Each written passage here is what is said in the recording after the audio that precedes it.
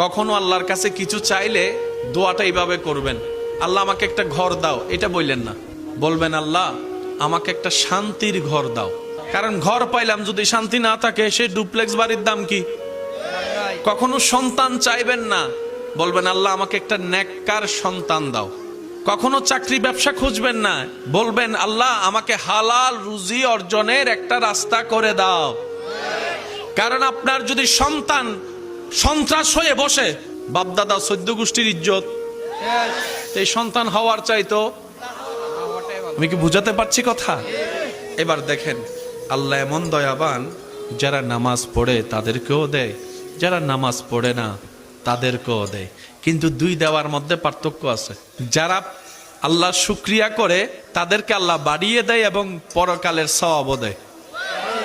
এটা সবাই পায়? এটা সবাই পায়? তো এমন একজন